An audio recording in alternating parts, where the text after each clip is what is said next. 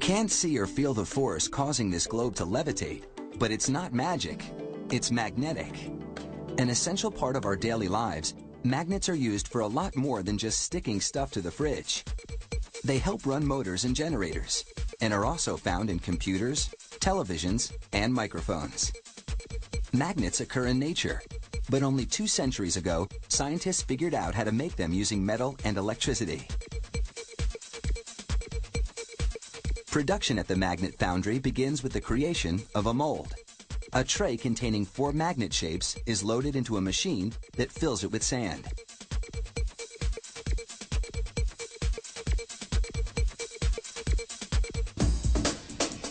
A worker removes the pattern and smooths the surface dimpled by the machine's lid. Then it's back inside. This time, the machine pumps in gases that chemically alter the sand, hardening it in a matter of seconds. The sand slab is now a durable mold. And these molds are made in a wide variety of shapes and sizes.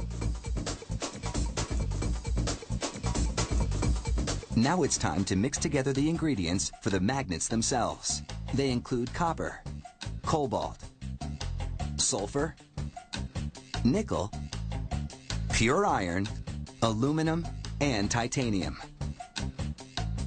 All of these metals are loaded into an electrical induction furnace. It generates a pulsating electromagnetic field that heats the metal to almost 3,000 degrees Fahrenheit, melting everything into a molten soup.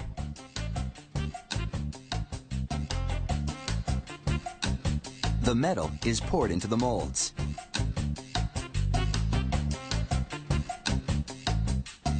Because the gases that harden the sand are highly flammable, the molds burst into flames. Still ablaze, they slide to another part of the foundry where workers knock them to the floor and bust them open with sledgehammers. This lets the air in, cooling the molds and allowing the gases to burn off.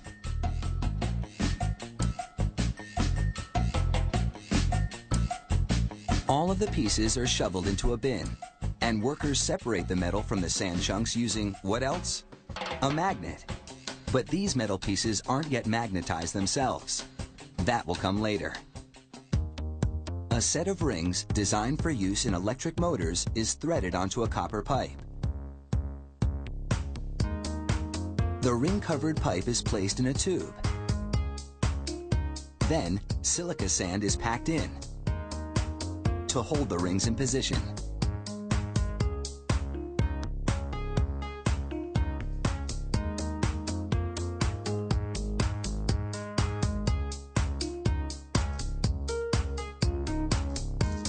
Both ends of the tube are sealed with concrete.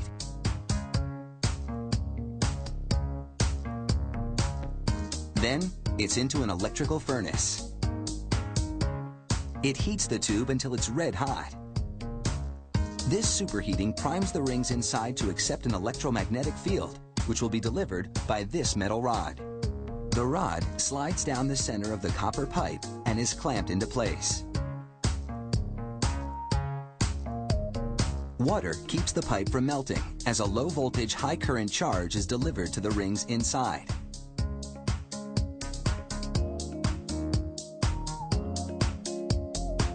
Workers break open the seal. The process has left the rings mildly magnetized.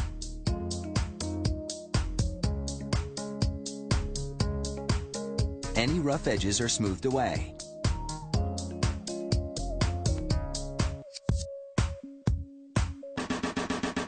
At this point, the magnets are pretty useless. But this machine empowers them with a strong electromagnetic charge.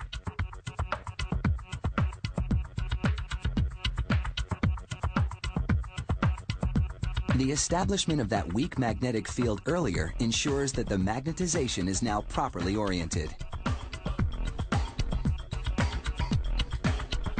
Now that's some serious magnetic muscle.